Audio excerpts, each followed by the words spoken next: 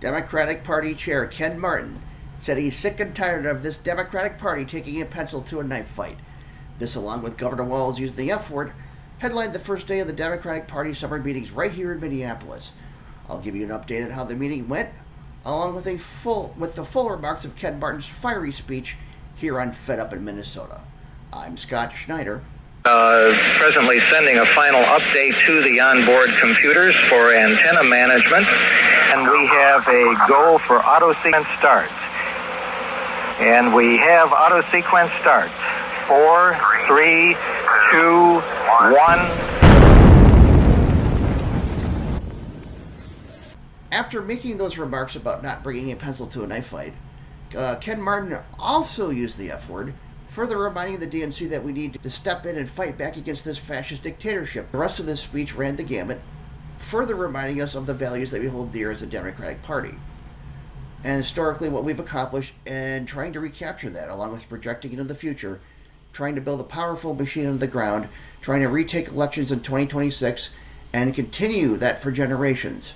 Here is Ken Martin's full fiery speech on August 25th, 2025. Okay. Good morning, Democrats. What a morning it already is, huh? There you go. Well, look, it feels damn good to be back home in my state of Minnesota, where the air is crisp, the people are tough, and the cheese curds are always fried to perfection, as you saw last night. So look, it is great to be here with Governor Tim Walz, who you'll hear from in a moment, Senator Amy Klobuchar, Attorney General Keith Ellison, and you'll hear from my good friend in a moment, Senator John Hoffman, whose family is still with us today because of the grace of God, the skill of doctors, and of course the bravery of first responders. Senator, thank you. It's so amazing to see you here today. And I'm so glad to have some great Democrats with us this morning, like Chairman Gene Wu, representing those badass Texas Democrats. Yes, yes.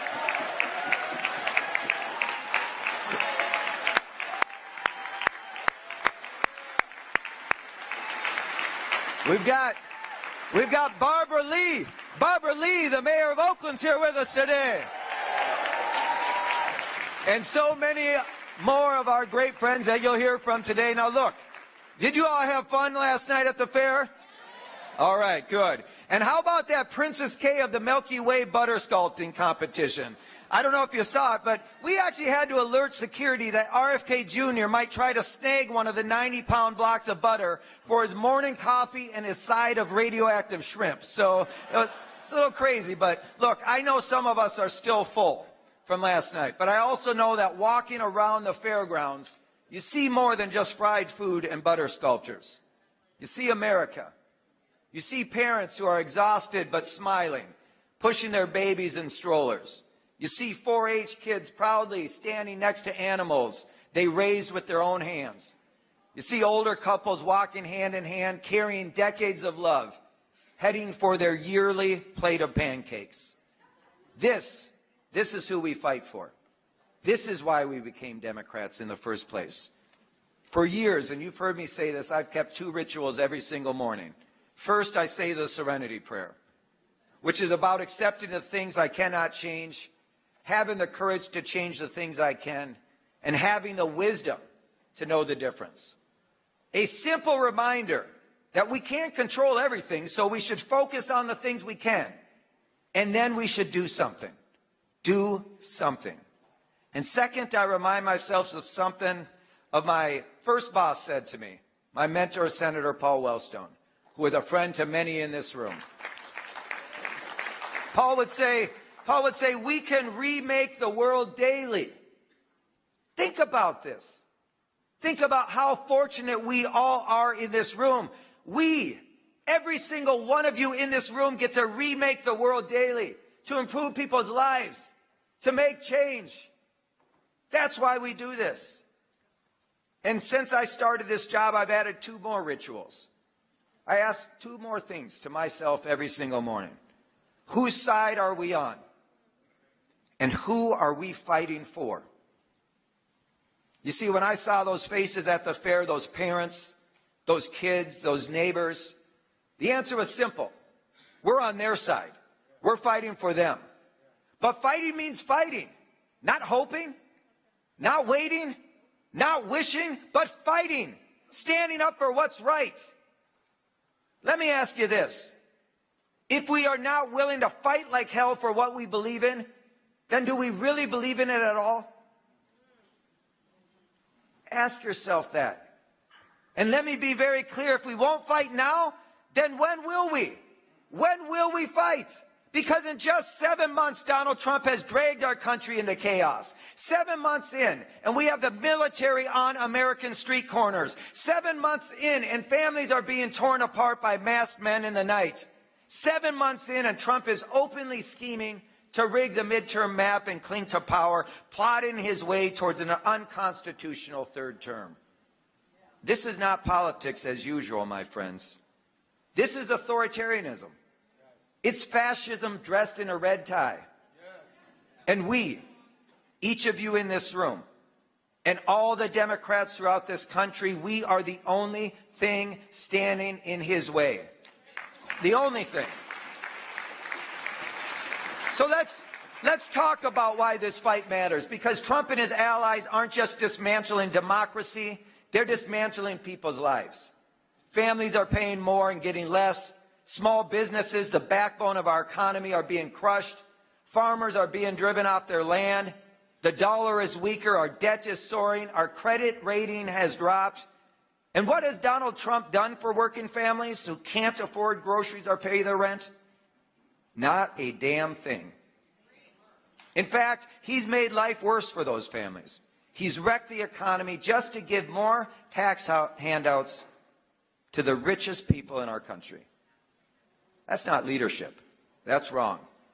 And from day one, Donald Trump and these weak, spineless Republican rubber stamps who aid and abet him have attacked construction jobs. They've attacked rural hospitals. They've attacked nursing homes. They've jacked up energy prices, grocery prices, clothing prices, you name it.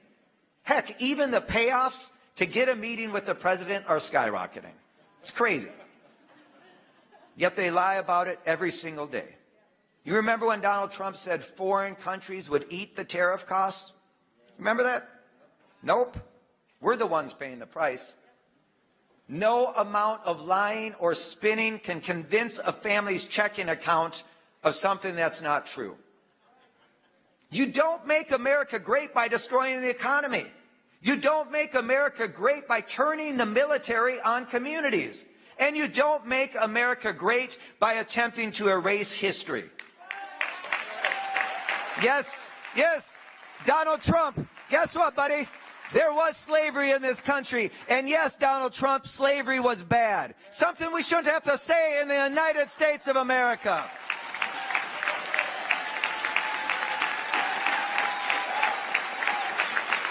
Crazy.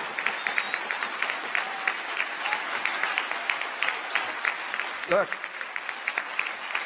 a great Minnesotan, Hubert Humphrey, once said that the moral test of government is how we treat those in the dawn of life, our children, those in the twilight of life, our seniors, and those in the shadows of life, the disabled. I want you to think about that. That's our moral test.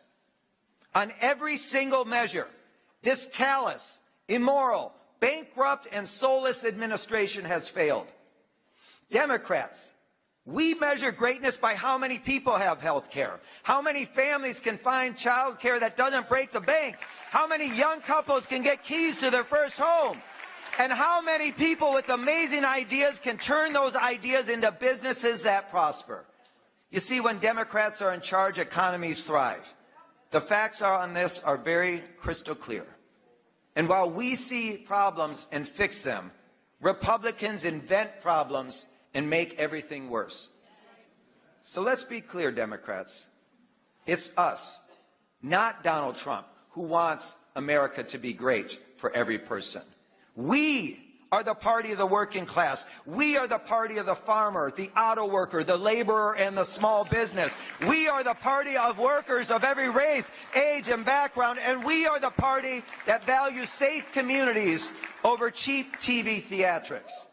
You see, unlike Donald Trump, we don't use military as a prop for a failing president. We respect our heroes in uniform. We honor their service and sacrifice. And yes, we want to make sure that every veteran can actually afford a home and get the health care after they've served our country.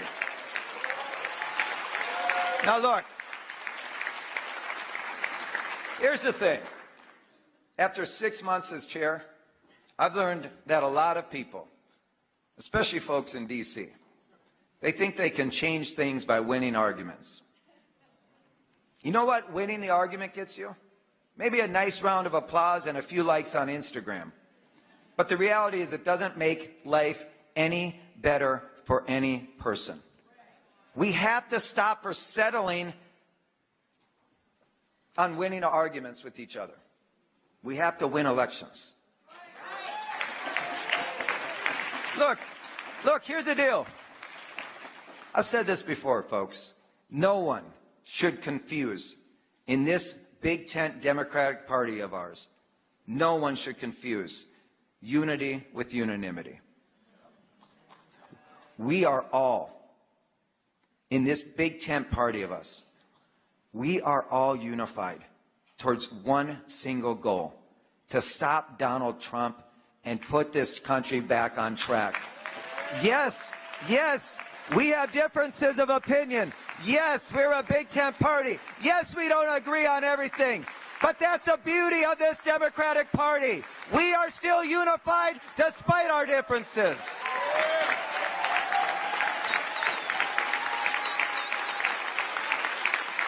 And folks, and guess what? Our unity is going to lead us to winning elections this fall in Pennsylvania, in New Jersey, and Virginia. We're going to elect two incredible leaders in Abigail Spanberger and Mikey Sherrill. We're going to re-elect those Pennsylvania Supreme Court justices, and we're going to fight Trump's attempts to rig the midterm elections on his way and on our way to winning back Congress and state houses and attorney general seats and governors and mayors and counties and municipalities across America. Because we know what it takes, because we've already won this year. 38 special elections. We've won in Wisconsin. We've won in Omaha. We've won in Pennsylvania. We've won in Iowa, in Illinois, and here in Minnesota. We've won in San Antonio. We've won in South Carolina and Mississippi. We've won in Oklahoma and Virginia. We're winning all across this country, including in many places that haven't gone blue in generations. Now, not all of these elections make national news, but I know that every race matters. Every inch of ground that we gain matters. Every single inch.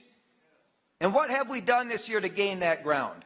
150 town halls and counting across every state and in Republican districts to reach new voters and bring others back into the fold.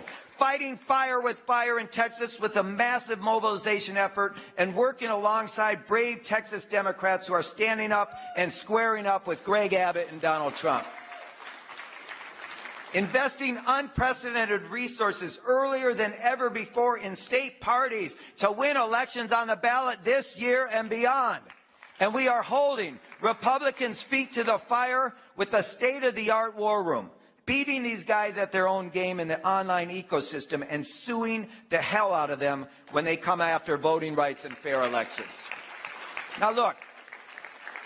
Through our Organizing Summer program, we've marshaled tens of thousands of volunteers around the country, and we've trained legions of activists. We're establishing a true coordinated campaign across the ballot, and we're planning for the future. The future, instead of just living in the past, adopting emerging and innovative tech and data tools and engaging coalitions. And as I've said before, we need to get the DNC out of D.C. And that's exactly what we've done. That's exactly why I've traveled to 30 states since February. 30 states over the last 6 months. Now look, as I said, let's win the election, folks. I'm not here to win the argument. None of you are. Democrats, make no mistake. A storm is coming. In fact, it's already here. Rising inequality, attacks on democracy, voter suppression, and a fascist regime that doesn't play by the rules. In this moment, complacency is a death sentence. And I know none of you in the room are complacent. We need to fight harder. We need to organize smarter, and we need to make sure that people everywhere, no matter where they live, understand that the Democratic Party is their party. The time to act is now. The time to change is now. The time to win real, lasting, transformative victories is right now.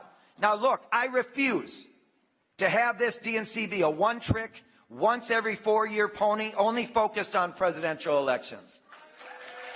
We cannot do that any longer. Today, we're in my state, the state of hockey, the state of Minnesota. And so I feel obliged to share a quote from Wayne Gretzky. Wayne Gretzky said, "We've got to skate to where the puck will be, not where the puck is. And sure as hell not where the puck was." We can't wait. We need to build power before this presidential election. The day after the last election was the first day of the 2028 campaign. And at the same time, we are investing in a 10-year majority party vision, a vision to win back government at every level within the next decade. And that's what's different. We can take back our states, our counties, our towns, our legislatures, our courts, our Congress, and yes, our country. Building, working, focusing on creating new majorities every single day. Now look, this Democratic Party is at a watershed moment. We have to be different. We have to innovate. And that's what we're doing. $10 billion. That's how much was spent in 2024. $10 billion just on our side. And yet here we are. No majorities. I get it. People are pissed off. I'm pissed off. And I say if you're not pissed off, then we have a much bigger problem. Right? And sure, look, we can point fingers and cast blame until we're blue in the face. But will that help us win in New Jersey, Virginia, or Pennsylvania? Will that allow us to stop Trump from corrupting the midterms with his redistricting power grab? No way. So again, let's win the election, not the argument. But I want to call us to something right now. I want us to rise above partisanship. Because for years there were values that united us, regardless of ideology, regardless of party. Values that weren't Republican or Democrat, but American values. Values like respect for our Constitution, a belief in the rule of law, a belief in due process and separation of powers, a free and fair press, standing with our allies around the world to protect emerging democracies, and so on. These were core values, foundational to who we are as Americans, foundational to our identity around the world, and the one thing, regardless of party, we could all agree upon. But now we have one side led by a dictator-in-chief who's decided to throw these values into the dustbin of history. And when Joe Biden said in 2020 that this fight was about the soul of the nation, this moment right now was what he was talking about. This is not the fight for Democratic Party or the fight for the Republican Party, but a fight for America and the values that are foundational to who we are and who we should be. And right now I call on all of us to fight for a country that's being attacked from the inside, a country being attacked by an insidious force hell-bent on destroying our American experiment. And are you ready to fight? Yes. I know Texas is always ready for that, right? Right, Texas? Is California ready for that fight? Greg Abbott and Donald Trump wanted a showdown. Well, hell, we gave them that showdown. Texas Republicans may have passed those rigged maps, but we know Trump isn't stopping there. He's given gerrymandering orders to more red states. He's going after mail-in ballots. And the other day, we had a call with Governor Newsom, Senator Booker, and Texas State Representative Nicole Collier. She refused to be surveilled by the state and was being kept as a political prisoner in the Texas Capitol. That's right, a prisoner. This is a duly elected official in the United States of America being kept as a prisoner in the state capitol. And during that call, by the way, during that call, the Republicans came into the bathroom, the only place that Representative Collier could find privacy to take that call, and they threatened her with the felony if she didn't hang up. This is shameful. This is shameful. Now look, folks, I'm sick and tired of this Democratic Party bringing a pencil to a knife fight. We cannot be the only party that plays by the rules anymore. We've got to stand up and fight. We're not going to have a hand tied behind our back anymore. Let's grow a damn spine and get in this fight, Democrats. LFG, that's right. Americans are hungry for leaders. They're hungry for candidates who are on the side of working people. They're hungry for leaders who give a damn about their circumstances, and they're hungry for a government that gives people freedom, not fascism. To every American who is hungry for that kind of government, I invite you to join us. Democrats, Republicans, Independents, I invite you to join us. Together we will fight with every fiber of our being against Trump and his power-hungry circus. I want to end with a few words about my good friend Melissa Hortman. Look, Minnesota.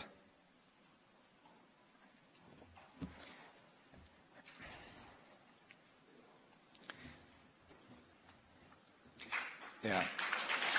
In the fall of 2023, I've known Melissa for over half my life, by the way. Outside probably Senator Klobuchar, she's one of my closest friends in Minnesota politics. And in the fall of 2023, we spent a lot of time together campaigning for John Kerry. Melissa had once worked in his Senate office, and I was building out his Minnesota team.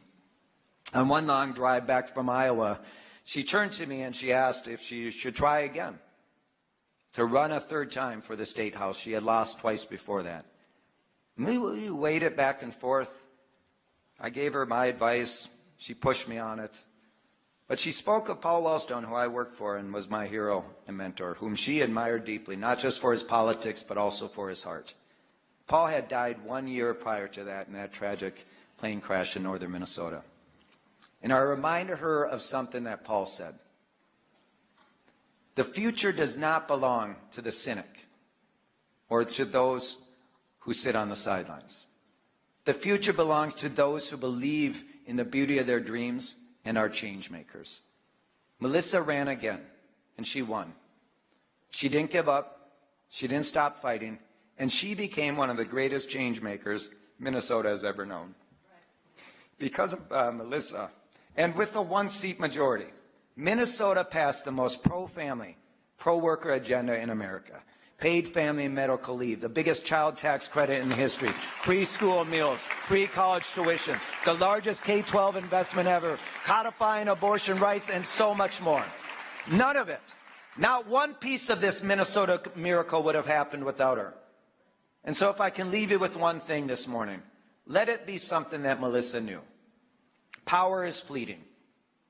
We never know when we'll have it again. So use your power.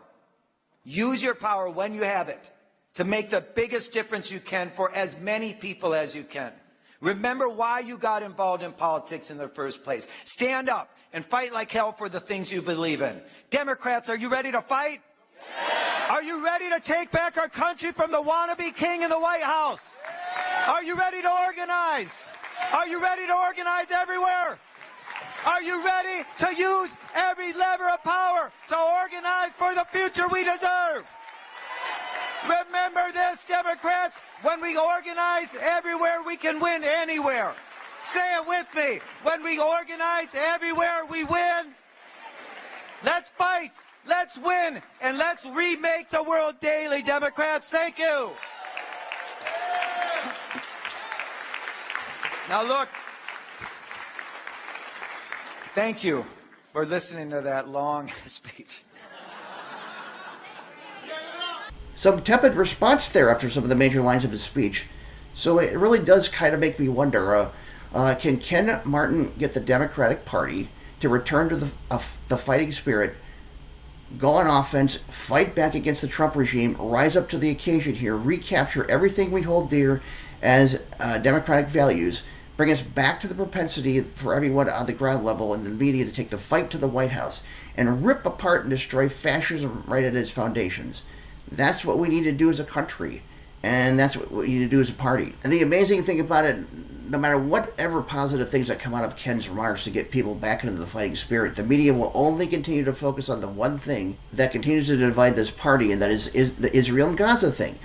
And as I scrolled through trying to find information on how the entire meeting went last week, all I could really find was just a whole lot of chutzpah over the infighting in the party over the Israel-Gaza issue.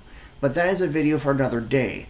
But for now, hopefully we can go forward here and bring that fight to MAGA. And we can reinstall what has made the Democratic Party great in the past. And what Ken has said here in Minneapolis will resonate with people. We will move forward into the midterms in 2026 and beyond. And we will start establishing a huge ground machine that wins elections for the foreseeable future and generations to come. My name is Scott Schneider, and I am fed up in Minnesota.